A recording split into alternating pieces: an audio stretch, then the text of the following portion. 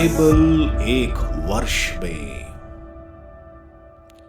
नमस्कार, आप सबका बाइबल एक वर्ष में स्वागत है। आप सब ने जो कदम उठाया है प्रभु के वचन सुनने के लिए, यह हमारे जीवन के अंधेरों को दूर करेंगे और हमें प्रभु के प्रकाश में चलाएंगे। आज हम गणना ग्रंथ का 31, 32 और 33 अध्याय सुनेंगे और साथ में स्रोत ग्रंथ का 92 स्रोत सुनेंगे। प्रभु का वचन सुनने से पहले आइए हम ईश्वर से प्रार्थना करें। हे प्रभु, हम आपका वचन सुनने वाले हैं।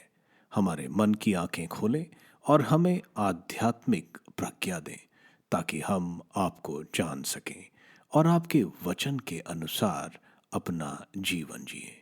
यह हम मांगते हैं आपसे प्रभु यीशु के नाम, आमीन। गणना ग्रंथ अध्याय 31। प्रभु ने मूसा से कहा, तुम इजरायलियों का बदला मिदानियों से लो।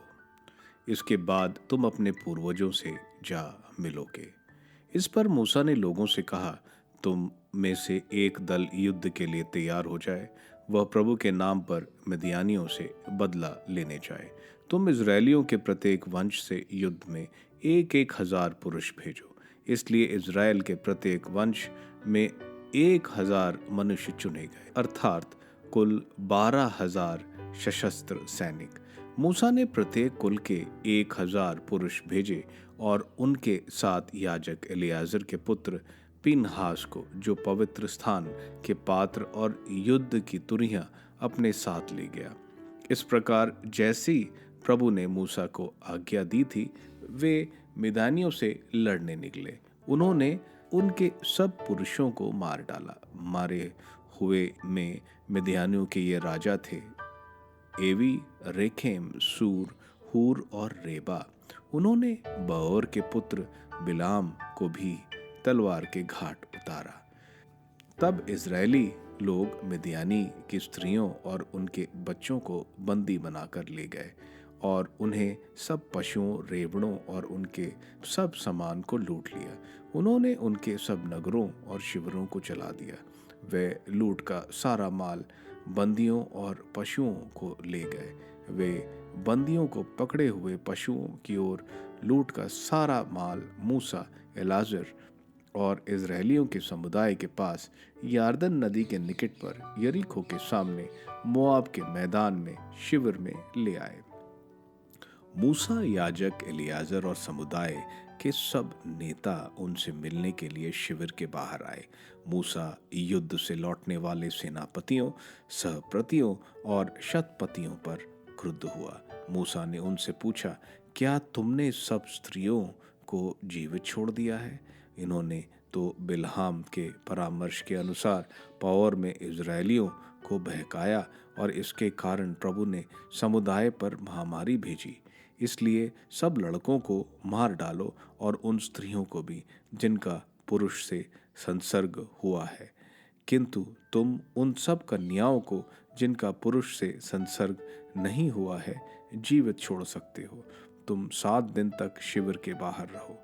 प्रत्येक व्यक्ति जिसने किसी को मारा हो या किसी मृतक का स्पर्श किया है, 3वें या 7वें दिन अपना शुद्धिकरण करोगे। यह तुम पर और तुम्हारे बंदियों पर लागू है। तुम सब कपड़े, चमड़े और बकरों की बालों की बनी हुई और लकड़ी की सब वस्तुएं शुद्ध करोगे। याजक एलियाजर ने युद्ध में गए हुए सैनिकों से कहा, प्रभु ने मूसा को यह नियम दिया है, तुम प्रत्येक धातु को सोना, चांदी, कांसा, लोहा, रांगा और सीसा, अर्थात उन सब चीजों को जो अग्नि में भस्म नहीं होती हैं, अग्नि में डालकर शुद्ध करोगे। इसके बाद शुद्धिकरण का जल से उन्हें शुद्ध करोगे और वे शुद्ध मानी जाएंगी। किंतु जो अग्नि से भस्म हो सकती हैं, उसे केवल जल से शुद्ध करोगे। तुम 7वें दिन अपने कपड़े धोगे और तुम शुद्ध होगे। इसके बाद तुम शिविर में आ सकोगे। लूट का विभाजन। प्रभु ने मूसा से कहा, तुम याजक एलियाजर और समुदाय के मुखियाओं के साथ लूट के बंदियों और पशुओं की गिनती करोगे। तुम लूट का आधा भाग युद्ध में आए हुए सैनिकों को दोगे और आधा भाग समुदाय के अन्य लोगों को। युद्ध में आए हुए सैनिकों के भाग से तुम प्रति 500 बंदियों, गाय, बैलों, गधों और भेड़ों में से एक एक प्रभु को अर्पित करोगे। तुम प्रभु के लिए यह चढ़ावा याजक एलियाजर को दोगे। इज़राइलियों के भाग से तुम प्रति 50 बंदियों, बैलों, गधों और भेड़ों अर्थात सब प्राणियों में से एक एक लोगे और उन्हें लेवियों को जो प्रभु के निवास में सेवा करते हैं दे दोगे। मूसा और याजक एलियाजर ने ठीक वैसा ही किया जैसा प्रभु ने मूसा को आदेश दिया था। सैनिकों ने जो वस्तुएं अपने लिए ली थीं, उनके अतिरिक्त लूट का विवरण इस प्रकार था: 6,75,000 भेड़ें, 72,000 गाय बैल, 61,000 गधे और कुल मिलाकर ऐसी 32,000 कन्याएं जिनका किसी पुरुष के साथ प्रसंग नहीं हुआ था। युद्ध में आए सैनिकों को लूट का जो आधा भाग मिला वह इस प्रकार था: 3,37,500 भेड़ें, इसमें से प्रभु के लिए चढ़ावा 675 भेड़ें, 36,000 गाय बैल, इनमें से प्रभु के लिए चढ़ावा 72 गाय बैल, 30,500 गधे, इनमें प्रभु के लिए चढ़ावा 61 गधे, 16,000 कन्याएं, इनमें से प्रभु के लिए चढ़ावा 32 कन्याएं। मूसा ने प्रभु के लिए यह चढ़ावा याजक एलियाजर को दिया जैसा कि प्रभु ने मूसा को आदेश दिया था। मूसा ने युद्ध में आए हुए सैनिकों के भाग से इज़राइलियों के समुदाय को मिलने वाला भाग अलग कर दिया। वह इस प्रकार था: 3,37,500 भेड़ें, 36,000 गाय बैल, 30,500 गधे और 16,000 कन्याएं। मूसा ने इज़राइलियों के भाग से प्रति 5 कन्याएं और पशुओं में से एक एक को अलग कर दिया और उन्हें लेवियों को दिया जो प्रभु के निवास में सेवा करते थे। सेनाध्यक्षों की भेंट। तब सेनापति, सहस्त्रपति और शतपति भी मूसा के पास आए। वे मूसा से कहने लगे, हम आपके सेवकों ने अपने अधीन सैनिकों की गणना की है और उनमें से एक भी खेत नहीं रहा।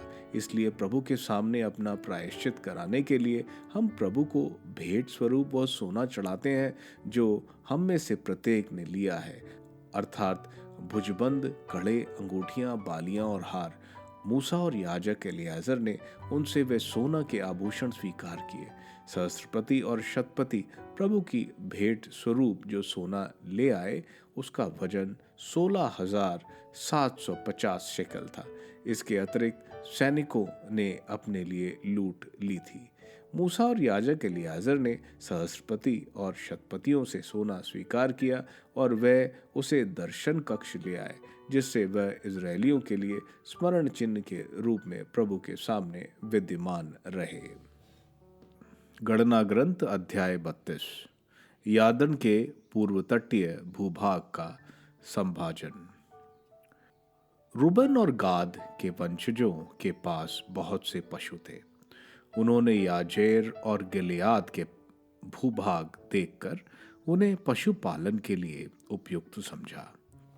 इसलिए गाद और रूबन के वंशजों ने मूसा, याजक एलियाजर और समुदाय के नेताओं के पास आकर कहा, अटारोट, दिबोन, याजेर, निम्रा, हेशबोन, एल आले, सबाम, नेबी और बाओन के ये भूभाग जिन्हें प्रभु ने इज़राइलियों के सामने पराजित किया है, पशुपालन के लिए उपयुक्त है और हम आपके सेवक के पास बहुत से पशु हैं।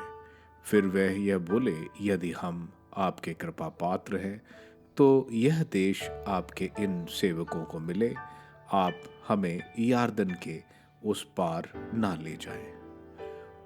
मूसा ने गाद और रूबन के वंशजों को उत्तर दिया, तुम्हारे भाई बंधु तो युद्ध करने जाएं और तुम यहाँ बैठे रहोगे?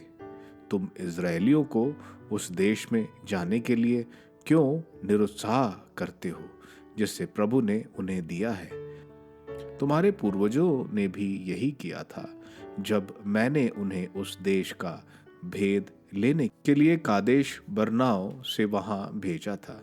वे एशकॉल घाटी तक गए थे और उन्होंने देश का निरीक्षण भी किया था, किंतु उसके बाद उन्होंने इज़राइलियों को इतना निरुत्साह कर दिया था कि वह प्रभु के दिए उस देश में जाने से इनकार करने लगे। उस दिन प्रभु ने क्रोध में आकर यह शपथ ली थी कि 20 साल और इससे ऊपर का कोई भी पुरुष जो मिस्र से बाहर आया था वह देश नहीं देख सकेगा, जिसे मैंने शपथ पूर्वक इब्राहिम, इसहाक और याकूब को देने की प्रतिज्ञा की। यह इसलिए हुआ था कि उन्होंने सारे हृदय से मेरा अनुसरण नहीं किया था, सिवा यूफने के पुत्र कंजीली, कालेब और नून के पुत्र योशुआ के, जिन्होंने सारे हृदय से प्रभु का अनुसरण किया था।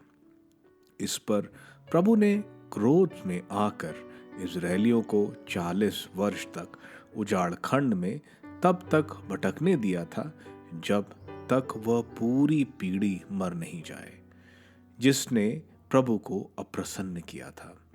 अब तुम पापियों की संतान अपने पूर्वजों के बदले इजरायलियों के विरुद्ध प्रभु का क्रोध भड़काने आए हो। यदि तुम उसकी ओर से मुंह मोड़ोगे तो वह निश्चय ही इस प्रजा को उजाड़ खंड में भटकने रहने देगा और तुम इन सब लोगों के विनाश के कारण बनोगे। इस पर वह उसके पास जाकर कहने लगे, हम यहाँ अपने पशुओं के लिए बाड़े और अपने बाल बच्चों के लिए नगर बनाएंगे। जब तक हम इजरायलियों को उनके स्थान तक नहीं पहुंचा देंगे तब तक हम शस्त्र सुसज्जित होकर उनके आगे आगे चलते रहेंगे। इस बीच हमारे बाल बच्चे देशवासियों बचे रहकर किलेबंद नगरों में निवास करते रहेंगे जब तक इजरायली अपने अपने दाएं भाग प्राप्त नहीं कर लेंगे तब तक हम अपने घर नहीं लौटेंगे। हम यार्दन के उस पार की भूमि में कोई दाएं भाग नहीं चाहते, क्योंकि हमारे दाएं भाग की जमीन हमें यार्दन के इस पार पूर्वी भाग में प्राप्त हो चुकी है। इस पर मूसा ने उन्हें उत्तर दिया, यदि तुम ऐसा करोगे, यदि तुम शस्त्र सज्जित होकर युद्ध करने जाओगे और जब तक प्रभु अपने शत्रुओं को नहीं भगा देगा और देश अपने अधिकार में नहीं करेगा तब तक नहीं लौटोगे, तो तुम प्रभु और इजरायलियों के लिए अपने कर्तव्य से मुक्त होकर वापस जाओगे और यह देश प्रभु की दृष्टि में तुम्हारा दाएं भाग होगा।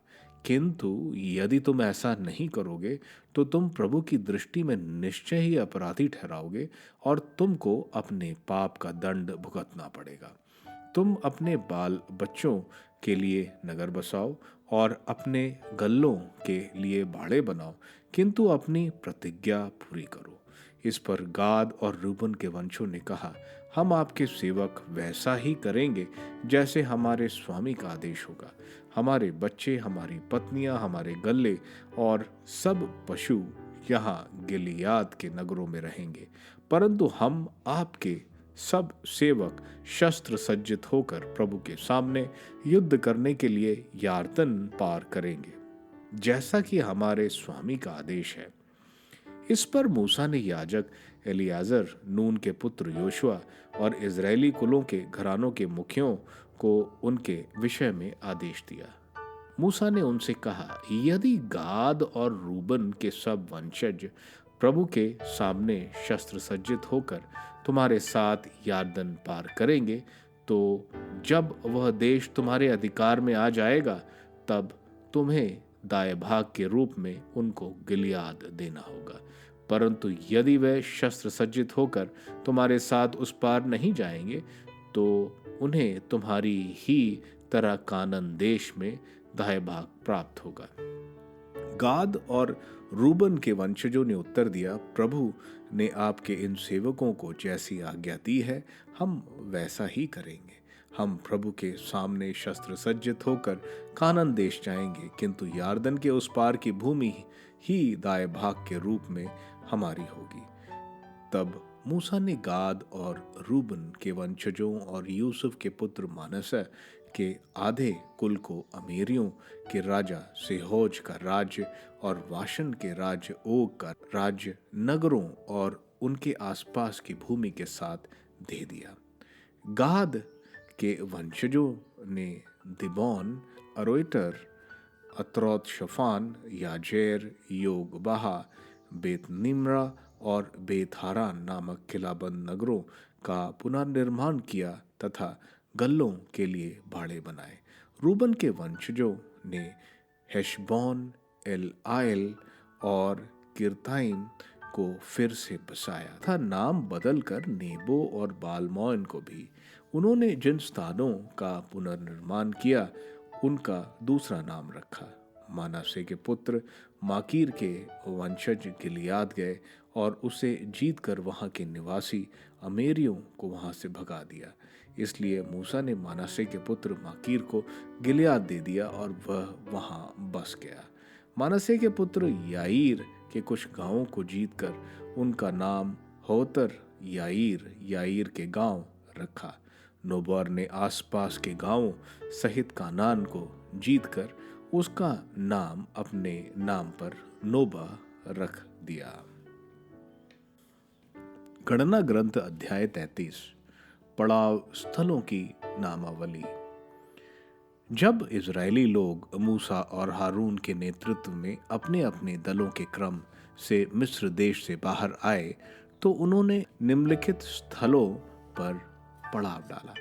मूसा ने प्रभु के आदेश के अनुसार उनकी यात्रा के पड़ाव के नाम इस प्रकार लिपिबंद किए। पहले महीने में उस पहले महीने के ठीक 15वें दिन उन्होंने रामसे से प्रस्थान किया। पास्का पर्व के दूसरे दिन इजरायली सब मिस्रियों के देखते देखते विजय घोषणा करते हुए निकल आए। उस समय मिस्री लोग अपने अपने पहलौठे को दफनाने में व्यस्त थे जिसने प्रभु ने मार डाला था, और प्रभु उनके देवताओं को भी दंड दे रहा था। इजरायली लोग ने रामसे से आगे प्रस्थान कर सुकोत में पड़ाव डाला। उन्होंने सुकोत से चलकर उजाड़ खंड की सीमा पर एताम में पड़ाव डाला। दे एताम से प्रस्थान कर पी हिरोरोत की ओर मुड़े जो बाल सफोन के पास है। वहां उन्होंने मिगदौल के सामने पड़ाव डाला। पी हेरीरोत से प्रस्थान कर और सागर पार कर वे उजाड़ खंड पहुंचे। एताम के उजाड़ खंड में 3 दिन तक यात्रा कर उन्होंने मारा में पड़ाव डाला। वे मारा से चलकर एलीम आए। एलीम में पानी के 12 सोतों और खजूर के स्तर वृक्ष थे। उन्होंने वहां पड़ाव डाला। उन्होंने एलीम से आगे बढ़कर लाल समुद्र के पास पड़ाव डाला। लाल समुद्र से आगे बढ़कर सीन नामक उजाड़ खंड में पड़ाव डाला। सीन के उजाड़ खंड से आगे चलकर दोफका में पड़ाव डाला। दोफका से चलकर आलूश में पड़ाव डाला। आलूश से चलकर रफीदीम में पड़ाव डाला। वहां लोगों को पीने का पानी नहीं मिला। रफीदीम से प्रस्थान कर उन्होंने सिनाई के उजाड़ खंड में पड़ाव डाला। सिनाई के उजाड़ खंड से आगे चलकर किब्रोत हतावा में पड़ाव डाला। किब्रोत हतावा से निकलकर हेसरोत में पड़ाव डाला। हेसरोत से चलकर रितमा में पड़ाव डाला। रितमा से चलकर रिमोन परेस में पड़ाव डाला। रिमोन परेस से चलकर लिबाना में पड़ाव डाला। लिबाना से चलकर रिस्सा में पड़ाव डाला। रिस्सा से चलकर कहलाता में पड़ाव डाला। कहलाता से चलकर शेफेर पर्वत पर पड़ाव डाला। शेफेर पर्वत से चलकर हरादा में पड़ाव डाला। हरादा से चलकर मरकेलत में पड़ाव डाला। मरकेलौत से चलकर तहत में पड़ाव डाला। तहत से चलकर तेरा में पड़ाव डाला। तेरा से चलकर मितका में पड़ाव डाला। मितका से चलकर हशमोना में पड़ाव डाला। हशमोला से चलकर मोसेरोत में पड़ाव डाला। मोसेरोत से चलकर बने याकान में पड़ाव डाला। बने याकान से चलकर होर गिदाद में पड़ाव डाला। होर गिदगाद से चलकर योता बाता में पड़ाव डाला। योत बाता से चलकर अब्रोना में पड़ाव डाला। अब्रोना से चलकर एसियोन गबेर में पड़ाव डाला। एसियोर गबेर से चलकर सिन के उजाड़ खंड में अर्थात कादेश में पड़ाव डाला। उन्होंने कादेश से प्रस्थान कर होर पर्वत पर एदोम देश की सीमा पर पड़ाव डाला। प्रभु की आज्ञा पाकर याजक हारून होर पर्वत पर गया। इज़राइलियों के मिस्र देश के बाहर आने के 40वें वर्ष में 5वें महीने के पहले दिन वहां उसका देहांत हो गया। जब होर पर्वत पर हारून की मृत्यु हुई तब उसकी अवस्था 133 वर्ष की थी। इसके बाद कानान देश के नेगेब प्रांत के निवासी अराद के कनानी राजा को संदेश मिला कि इज़राइली आ रहे हैं। उन्होंने होर पर्वत से आगे प्रस्थान कर सलमोना में पड़ाव डाला, सलमोना से चलकर पुनौन में पड़ाव डाला, पुनौन से चलकर ओबात में पड़ाव डाला, ओबोत से चलकर मोआब देश में स्थित ये आबरीम में पड़ाव डाला, एयीम से चलकर दिबोन गाद में पड़ाव डाला, दिबोन गाद से चलकर अल्मोन दिबातीम में पड़ाव डाला, अल्मोन दिब्यातीम से चलकर नेबो के सामने अबीराम पर्वत श्रेणी के पास पड़ाव डाला, अबीरीम पर्वत श्रेणी से प्रस्थान कर यार्दन तट पर यरीको के पास मोआब के मैदान में पड़ाव डाला। वे यार्दन तट पर मोआब के मैदान में बेत शिमोत से आबे शिटीम तक पड़ाव डाले पड़े थे।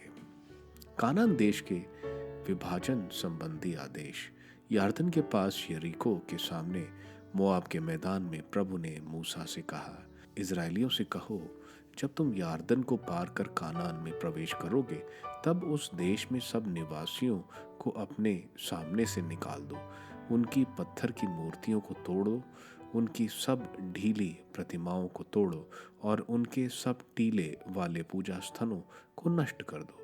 फिर उस देश को अपने अधिकार में लो और वहां बस जाओ, क्योंकि मैंने वह देश तुम्हारे अधिकार में दे दिया है। तुम चिट्ठी डालकर अपने अपने कुलों में दाएं भाग के रूप में भूमि बांट दो। बड़े कुल का बड़ा भाग और छोटे कुल का छोटा भाग दो। जिसकी चिट्ठी जिस स्थान के लिए निकले वह उसी को मिले। तुम अपने पूर्वजों के कुलों के अनुसार भूमि बांट दो, किंतु यदि तुम उस देश के निवासियों को नहीं निकाल दोगे तो फिर तुम जिन्हें वहां रहने दोगे और वे तुम्हारी आंखों में किरकारी और तुम्हारी पसलियों में कांटों जैसे बनेंगे और तुम जिस देश में रहोगे उसमें तुम्हें कष्ट पहुंचाते रहेंगे। तब मैं उनके साथ जैसा करना चाहता था वैसा ही तुम्हारे साथ करूंगा। स्रोत ग्रंथ स्रोत 92। धर्मियों का सौभाग्य, दुष्टों की अंतगति।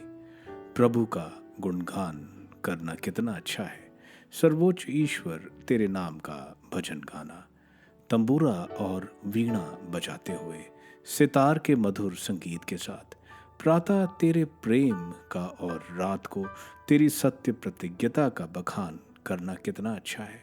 प्रभु तेरे कार्य मुझे आनंदित करते हैं। तेरी सृष्टि देखकर मैं उल्लासित होकर कहता हूँ, प्रभु तेरे कार्य कितने महान हैं, तेरी योजनाएं कितनी गुण है।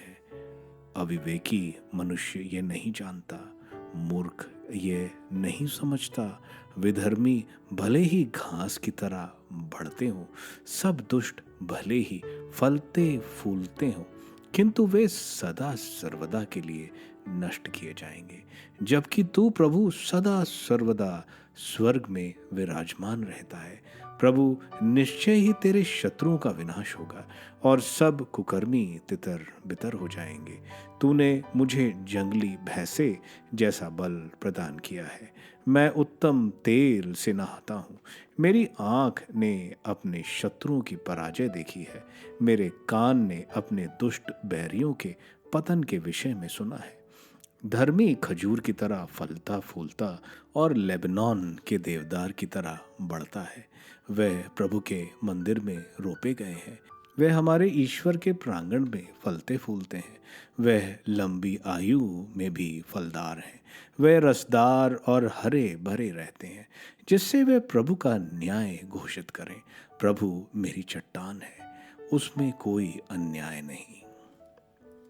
गणना ग्रंथ के अध्याय 31 में हम देखते हैं ईश्वर मिदियन वासियों से बदला लेने को कहते हैं। पीछे हमने देखा था कैसे बालक ने मिदियन वासियों को, इजरायलियों को उनकी स्त्रियों के साथ व्यभिचार और मूर्ति पूजा से बड़ी चतुराई से फंसाते हैं। इस पाप के कारण इसराइल में महामारी फैली थी जिसमें 24,000 लोग मारे गए थे। ईश्वर का कोप उन सब पर होता है जो उनके बच्चों को पाप में ढकेलते हैं। यही बात हम देखते हैं संत मती के अध्याय 18 वचन 6 में। प्रभु कह रहे हैं, जो भी इन बच्चों के पाप के कारण बनता है उसके लिए अच्छा यही होता उसके गले में चक्की की बाट बांधा जाता और उसे समुद्र में डुबा दिया जाता। इससे पहले हमने देखा कि ईश्वर ने मूसा को बताया था कि उसकी मौत होने वाली है। उसके बाद ईश्वर उसको इस कार्य को अंजाम देने को कह रहे हैं। यह हमें सिखाता है कि आखिरी दिन तक हमें दौड़ते रहना है, यानी अपने जीवन की लड़ाइयां लड़ते रहनी है। मिदियन के 5 कबीले राजा थे और एक बड़ी सेना। मूसा उनसे लड़ने के लिए हर इजरायली कुल से 1,000 पुरुष को, यानी 12,000 इजरायली मिदियन की विशाल सेना से लड़ते हैं। पिनहास जो हारून का पोता था, उरिम और तुमिम और चांदी की तुरही के साथ लड़ाई में जाता है। उरिम और तुमिम से उनको ईश्वर का मार्गदर्शन मिलता था। इस युद्ध में मिदियन वासी बुरी तरह पराजित होते हैं। सारे पुरुष मारे जाते हैं और स्त्रियां और बच्चे और बहुत लूट का सामान लिया जाता है। इस युद्ध में बालाम भी मारा जाता है। वह धार्मिकता में मृत्यु चाहता था, लेकिन उसके लालच और संगत की वजह से वह एक हिंसात्मक मृत्यु प्राप्त करता है। मूसा यहाँ बोलते हैं बालकों और स्त्रियों को मारने को, क्योंकि बालक ऐसा ना हो कि बड़े हों और विद्रोह करें। स्त्रियों को, क्योंकि उन्होंने इजरायलियों को व्यभिचार कराया था और वे पाप में थी। उनमें मंदिर की पूजा में वे वेश्यावृत्ति करते थे, अपने बच्चों की बलि चढ़ाते थे और उन्हीं की वजह से इसराइल में महामारी फैली और 24,000 लोग मारे गए। युद्ध से जो आए उन सबको 7 दिन कैंप के बाहर रहना था ताकि उनकी शुद्धिकरण हो सके। जो वस्तु आग से शुद्ध हो सकती है उसे आग से, बाकी के शुद्धिकरण कलोर के पानी से तीसरे और 7वें दिन किया गया। उसके बाद ही उनको कैंप में आने के लिए अनुमति दी गई। इजरायली सैनिकों के सारे कमांडिंग ऑफिसर्स मूसा को कहते हैं कि उनका एक भी सैनिक नहीं मारा गया, यानी इतनी बड़ी सेना से युद्ध और एक भी गुम या मारा नहीं गया। यह ईश्वर की रक्षा को दर्शाता है। इसके लिए कमांडिंग ऑफिसर्स ईश्वर को 16,700 शेकल चढ़ाते हैं। सारी लूट सैनिकों और जो लड़ने नहीं गए सब में बराबर बांटा गया। पुरोहितों को भी लूट का 5वां हिस्सा मिला। अध्याय 32 में हम देखते हैं गाद और रूबन यार्दन नदी के पार नहीं जाना चाहते, क्योंकि उनको गेजेर और हेब्रोन का इलाका पशुपालन के लिए बहुत उपयुक्त लगा। मूसा इस बात पर गुस्सा हो जाते हैं, क्योंकि 39 वर्ष पहले 10 जासूसों ने कदेश बार्निया में पूरे इजरायलियों का उत्साह तोड़ दिया था, जिसकी वजह से उन्होंने ईश्वर के विरुद्ध विद्रोह किया था और डर के मारे आक्रमण नहीं किया, जबकि ईश्वर ने उनको बताया था कि वह भूमि प्रभु ने उनको दे दी है। अब गाद और रूबन के कुल भी यहाँ वही कर रहे हैं। ये वे बाकी 10 कुलों का मनोबल यार्दन के उस पार जाने में तोड़ रहे हैं। इस पर गाद और रूबन ने मूसा को बोला कि वे 10 कुलों के साथ जाएंगे और जब तक यार्दन नदी के उस पार बाकी 10 कुल नहीं बस जाते तब तक रूबन और गाद के सैनिक उनके साथ लड़ते रहेंगे। मूसा ने यह प्रस्ताव मान लिया और ओग के राजा और सिहोन के राजा से जीते हुए इलाके गाद, रूबन और मानसे के आधे कुल को दे दिए। इलाका बड़ा होने की वजह से मानसे के आधे कुल को भी वहां बसाया गया। अध्याय 33 इजराइल की मिस्र से कानान की यात्रा को संक्षिप्त या रिकैप में बताया जाता है।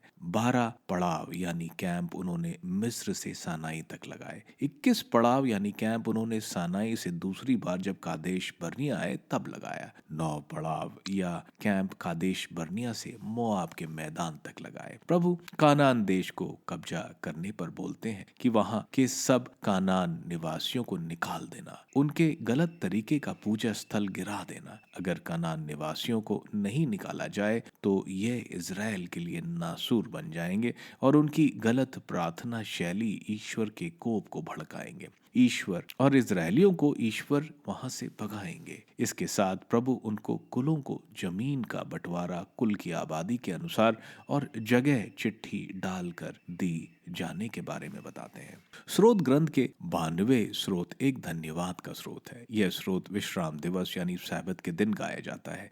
यह स्रोत ईश्वर की प्रशंसा करता है, उनकी दया और सत्य प्रतिज्ञता के लिए और उनके महान कार्य देखकर। दुष्ट के साथ ऐसा नहीं होता है। वे भले ही फलते फूलते हैं, लेकिन उनका हमेशा विनाश होता है। लेकिन नीतिमान मनुष्य हमेशा प्रभु की उपस्थिति में रहता है और हमेशा फलता फूलता है। आप सबको धन्यवाद ईश्वर के वचन सुनने के लिए।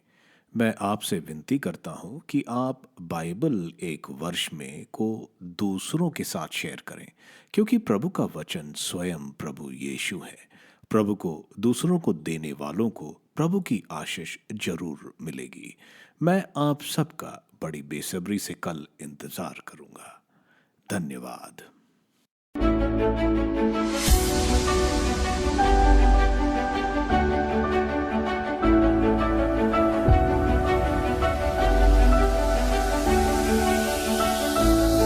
बाइबल एक वर्ष में